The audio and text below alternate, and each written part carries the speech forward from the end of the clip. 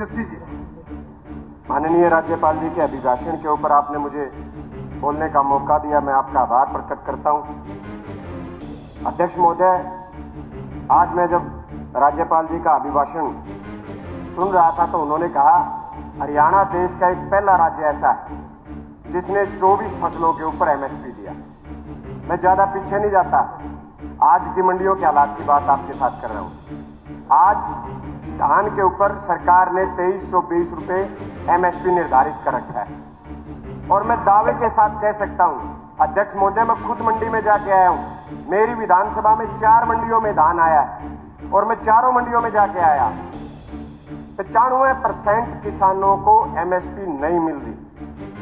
20-20 दिन, महीना महीना किसान अपनी फसल को बेचने की जुगाड़ में है और आखिर में उनको 1800-2000 रुपए अपनी फसल बेचनी पड़ रही है। मॉइस्चराइजर के नाम पे, नमी के नाम पे सर किसान को ठगा जा रहा है। मार्केट कमेटी का मीटर अलग है जो नमी चेक करता है, उसके आंकड़े अलग आते हैं। आड़ती का जो मीटर है उसके आंकड़े अलग आते हैं। खुद जो मीटर जो है, जो मशीनें जो नमी चेक कर रही हैं, आपस में एक मशीन का मेल नहीं खाता और नमी के नाम के ऊपर किसान को इस तरीके से ठगा जा रहा है। जब किसान एमएसपी के ऊपर धान बेचता है तो कहते हैं मिलर नहीं है, परचेजर नहीं है, लेकिन वही किसान अगर उस फसल को 1800-2000 बेचता है तो मिलर भी उपलब्ध हो जाता है और परचेजर भी आ जाता है। किसान के साथ इस तरीके का व्यवहार किया जा रहा है। उसे 10 दिन के अंदर धान की फसल मंडी में ले जाने के 10 दिन के अंदर वो फसल भी बेचनी है, आगे गेहूं की बुआई भी करनी है और सुबह 4 बजे से डीएपी के लिए लाइन में भी लगना है।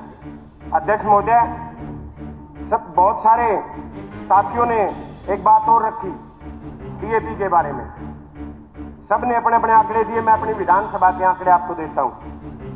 मेरी विधानसभा में नालून ब्लॉक की मैं बात कर रहा हूं, 93,000 डीएपी बैग की जरूरत है और कल तक केवल 15,500 बैग नालून विधानसभा तक पहुंचे। माननीय मंत्री जी बीच में खड़े हुए थे, वो कह रहे थे कि स्टॉक बचाओ, हमारे स्टॉक में डीएपी है।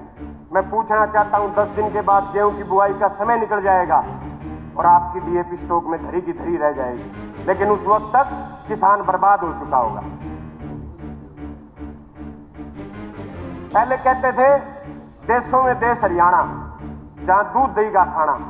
सर, आज सोशल मीडिया के ऊपर हमारे प्रदेश का मजाक बनाया जाता है कि आओ हमारे हरियाणा में जहां खाद मिलती है थाने में। पुलिस की मौजूदगी में डीएपी बट रही है। अध्यक्ष महोदय, लाठियां चार्ज हो रही हैं और अभी हमारे माननीय सदस्यों ने बताया केवल 2 एकड़ का किसान जिसे केवल 2 बैग डीएपी के चाहिए थे, वो सुबह 4 बजे लाइन में लगा और सुबह 4 बजे लाइन में लगने के बाद जब उसको शाम को डीएपी नहीं मिली, जब स्टॉक बीच में हर रोज स्टॉक खत्म हो रहा है, तो उसने आत्महत्या की सोची। अध्यक्ष महोदय, आज डीएपी की कमी है क्योंकि किसान को आज डीएपी की जरूरत है। 1 महीने बाद आप देखना किसान को यूरिया के लिए लाइन में लगना पड़ेगा क्योंकि उस टाइम किसान को यूरिया की जरूरत होगी। मैं अध्यक्ष महोदय, जो डीएपी खाद बांटने का जो तरीका सरकार ने बनाया हुआ है, वो आधार कार्ड के ऊपर 2 कट्टे 3 कट्टे देने का, बैग देने का तरीका है।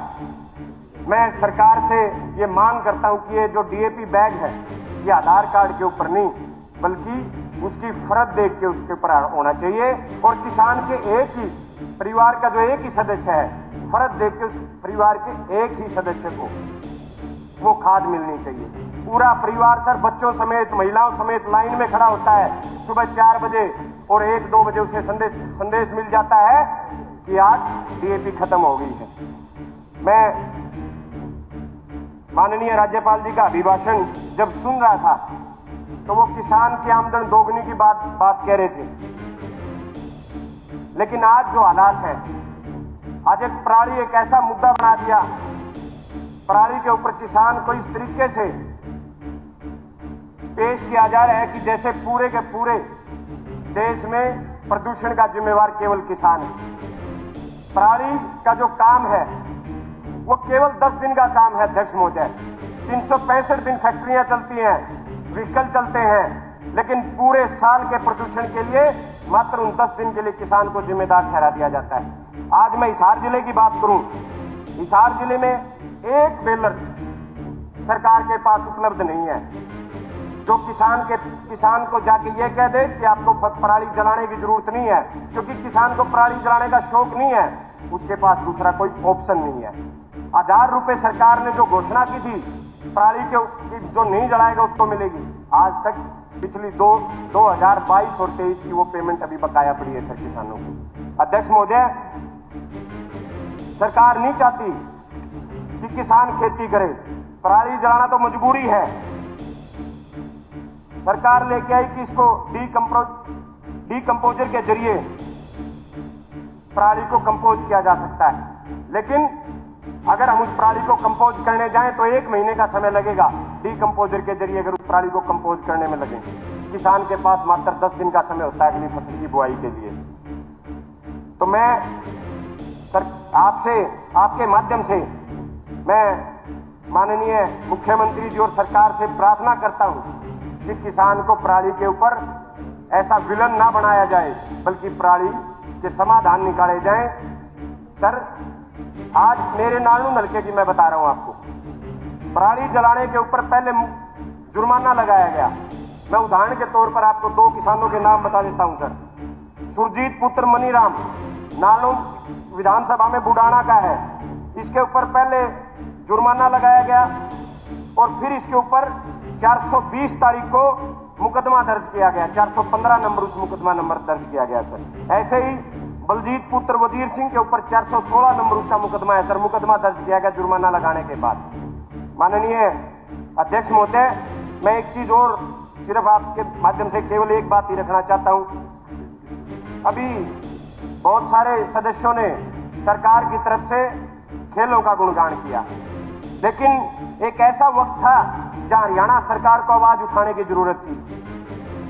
अध्यक्ष महोदय, तो पेरिस ओलंपिक में हरियाणा से 24 खिलाड़ी ओलंपिक में गए और गुजरात से मात्र 2 खिलाड़ी ओलंपिक के लिए गए। लेकिन गुजरात का बजट खेलों के लिए जो जारी किया केंद्र सरकार ने, आपकी सरकार ने, वो 426 करोड़ रुपए जारी किया गया। लेकिन हरियाणा का जो बजट, अभी गुणगान किया जा रहा था खिलाड़ियों का कि 8 में से 6 हरियाणा के आए, किसी भी भारतीय जनता पार्टी के किसी भी सदस्य ने, माननीय मुख्यमंत्री जी समेत किसी भी विधायक ने उस समय आवाज नहीं उठाई, क्योंकि हरियाणा के से उस बजट में केवल 66 करोड़ रुपए आए। जहां 8 में से 6 मेडल आते हैं वहां 66 करोड़ रुपए दिए जाते हैं, और जहां केवल 2 खिलाड़ी ओलंपिक में जाते हैं उनको 426 करोड़ रुपए का बजट दे दिया जाता है। तो मैं सरकार, कंक्लूड कीजिए जैसे भी समय जी, मैं सिर्फ एक छोटी सी एक लाइन का और मेरा रहता है अध्यक्ष महोदय। मेरा नालून जो है वो कबड्डी का इलाका है सर, बहुत सारे पहलवान और कबड्डी की बहुत बढ़िया बढ़िया टीमें हैं, लेकिन आज हालात हो गए सर, गली गली चिट्टा और स्मैक बिक रहा है। हर रोज किसी न किसी गांव से खबर आती है कि आज स्मैक पी के फलाना 20 साल का, 18 साल का, 22 साल का नौजवान चला गया। मेरी सरकार से, माननीय मुख्यमंत्री जी से भी प्रार्थना है, नशे के ऊपर अंकुश लगाया जाए। जो ये जवानी नशे में डूब रही है, जो घर के घर उजड़ रहे हैं, ये नशे के ऊपर अंकुश लगाया जाए ताकि हरियाणा प्रदेश के नौजवानों का भविष्य सुरक्षित हो सके। बहुत बहुत धन्यवाद माननीय अध्यक्ष महोदय।